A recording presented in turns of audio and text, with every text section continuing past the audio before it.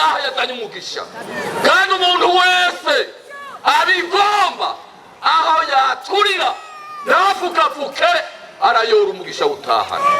Yesu nashimwe, Yesu nashigwe hejuru, Yesu nashimwe kuko Yesu aradukunda. Muranyumvaga yemwe?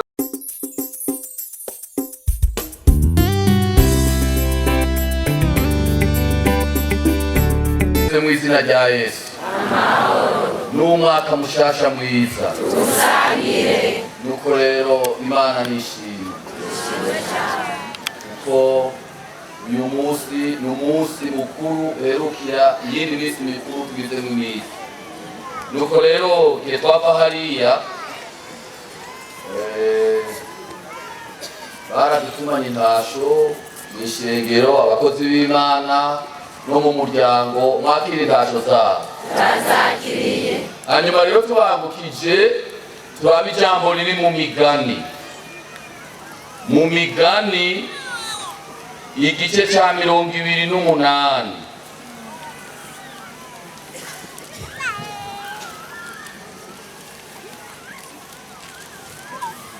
Umutwe w'ijambo ufise tugomba tuvugane ko bantu b'Imana mwese mukoraniye hano, ni ijambo rivuga ngo akira imigisha.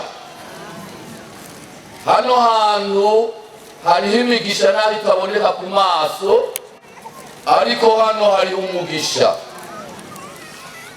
Nguma mvuga ngo umuntu wese ari hano ace bugufi yakira umugisha. Avuga ngo uwupfukafuka ibigabitanyo vyiwe ntazoronka umugisha, ariko uvyihana akabireka agirirwa ikigongwe.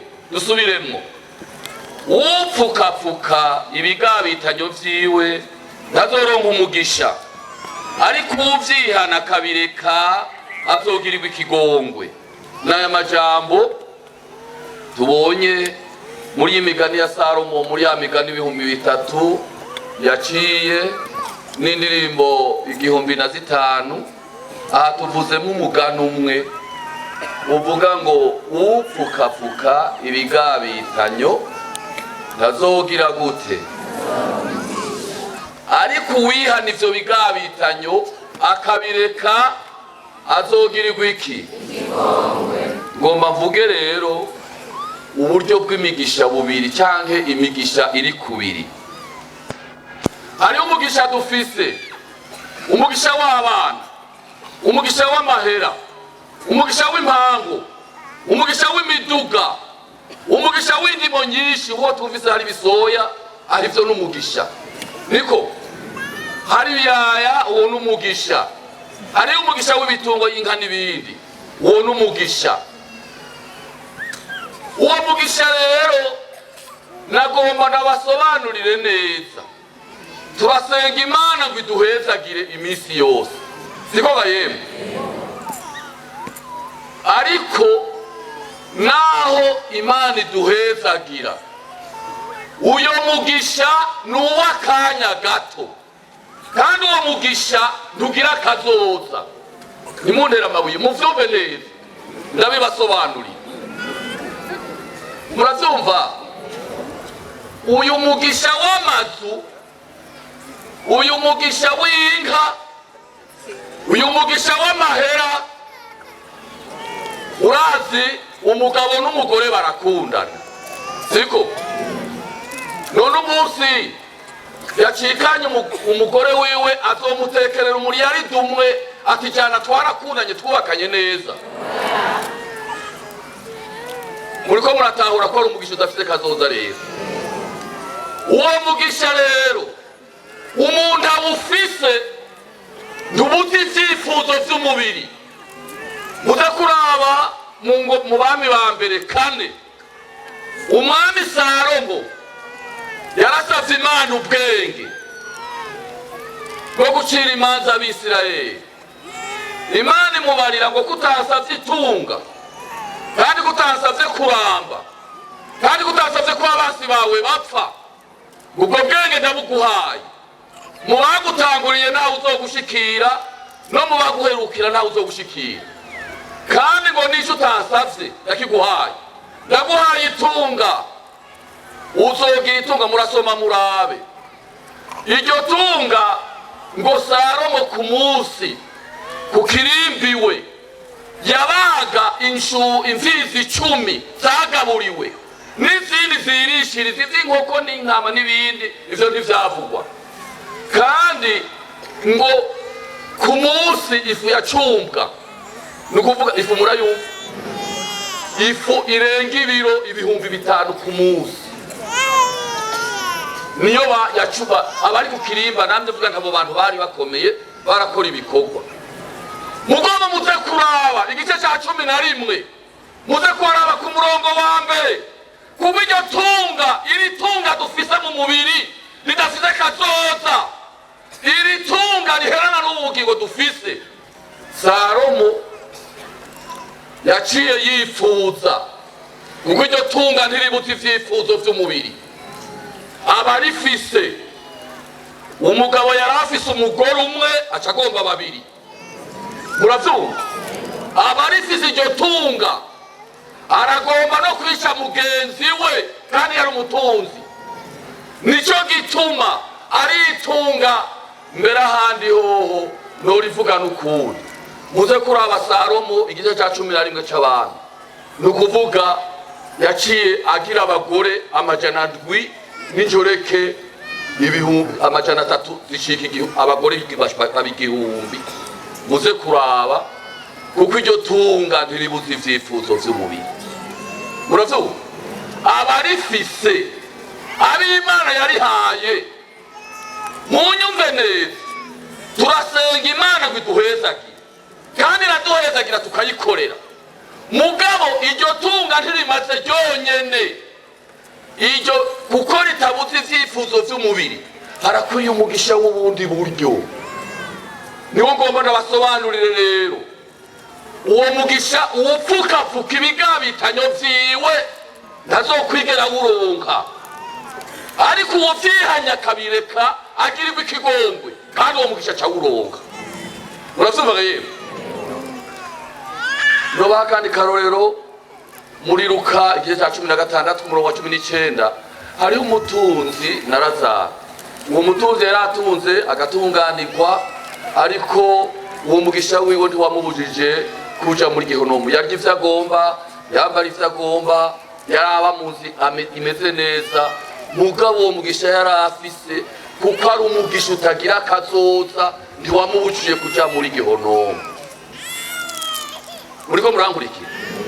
Ndiko ndababwira kuri uyu mugisha. Hariho umugisha rero, uwo mugisha umuririmbyi yaririmbye ngo unyotewe nzomusuka kw'amazi imigezi ze mw'isi yumye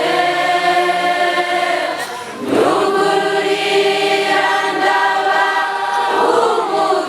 umugisha unondera wese arambona. Nyugururira ndabahiki umugisha, nyugururira ndabahiki umugisha. Nariko ndasengera iyi minsi ubu butumwa turiko turavuga ngaha, ndasaba nti Mana ndakwinginze muri ico gikorane nzosanga ari huri waje gutanga amajambo. Nico gituma natinya kuvuga ko Imana iri ngaha yazanye umugisha, kandi umuntu wese abigomba aho yaturira nafukafuke arayora umugisha utahana. Yesu nashimwe, Yesu nashigwe hejuru. Muranyumvaga yemwe? Nimurabe iryo jambo riri mu Bakolosayi igice cya 2, murabe ndabereke niho mu bitahura neza. Abakolosayi igice cya 2, igice cya 2 ku murongo wa 23. Ayo mabwirizwa koko afise ishusho y'ubwenge, kuko abwiriza gusenga nk'uko abantu biraritse. Muraza kuvyumva neza, abwiriza abantu gusenga nk'uko abantu biraritse. Ni itegeko ry'umuntu no kwicisha bugufi no kwibabaza umubiri, ariko ntagira ikimazi cyo kubuza ukwifuza kwa kameremere y'umuntu. Hariho abagerageza kuyashimikira amabwiriza nk'uko bihari, nk'uko bavyumva nyene, abantu bagateba bakayambarira bakanayagendera.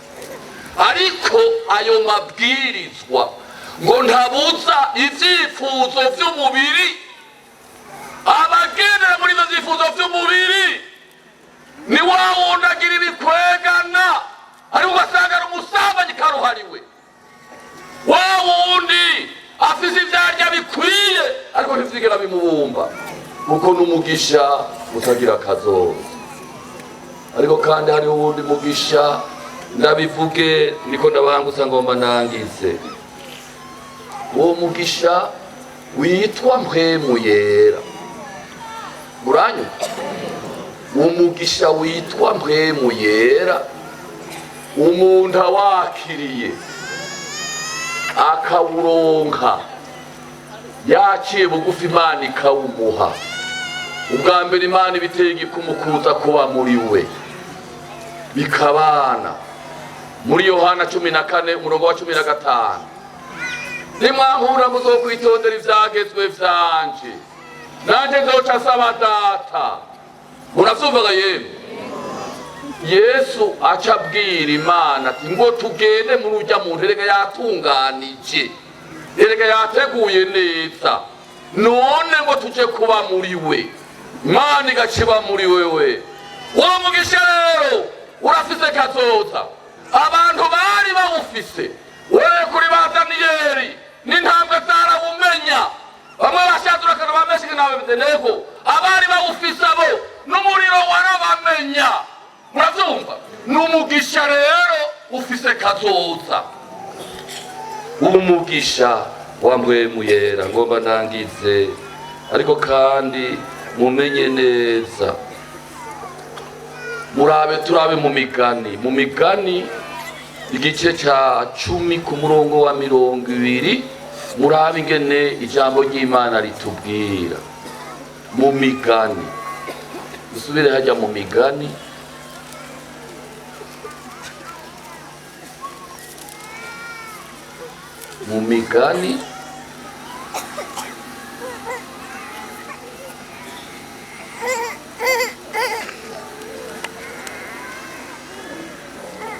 murabona kuri 22, 10 kuri 22.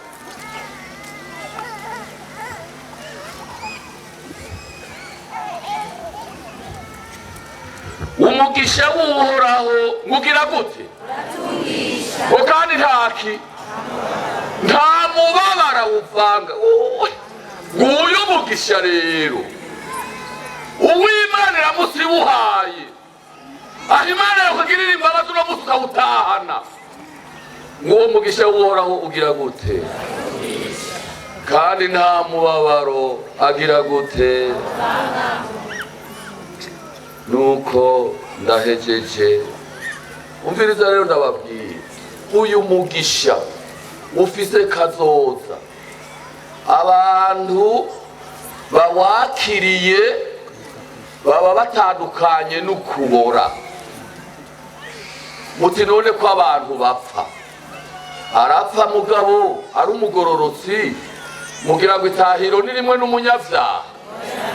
Umugororotsi, kuko uyo mugisha Imana ikugiriye wundi kawuguha. Imana ntibikikwicura, Imana muca mugendana, Imana muranywana. Uwo mugisha uramutse uwurose, niko nagobera umuntu yaje hano mu gikorane ngo ndasubira inyumuko, kuko Yesu ari hano kandi agomba gutanga umugisha. Umugisha uvuye ku Mana, atakibi kirimwo. Abawurose baba bakiriye ubugingo budashira. Imana nishimwe, Yesu nashigwe hejuru, kuko umugisha turakwiye kuronka tukiraha mw'isi ngo hamenyekane yuko hari abanyagashikanwa bafitanye isano n'Imana kuko yaje kuba muri bo. Muriko muravyumva? Ejo navuze ngo harimo abagenza umutwe nk'uruyutsi atazi ico ariko arakora, ariko hariho n'abandi nabo. Umuntu umwe yavuze ngo umufaransa umwe yaciye umugani, iyi ntara sinzi ya Ngozi ngo nkuko ari intara imwe igize ari intara imwe mu ntara zigize Uburundi, niko ngo ubugororotsi araha mu gashikanwa canke ari hose mu Burundi ngo niko aragace kamwe ubwami bwo mw'ijuru kari ngaha. Ahari harimo umugozi uva muri we mu mutima winjira mu Mana umufatanije n'Imana. Ibyo rero bica bituma Imana igumije hajya muri Yesaya 52 niho bavuga ngo abantu banje bahajwe ku busa. Imana ivuga ngo none ngo hano ko abantu banje bamerewe nabi, niko umuntu arimo mpemu yera ngaha iyo agize ingorane ijuru rirahungabana. Kubera iki? Kuko harimo ndugu ya ndugu, harimo Imana. Nico gituma ndiko nagoberera umuntu wese ngaha ngo ace bugufi, Imana imuhereze uwo mugisha butahane.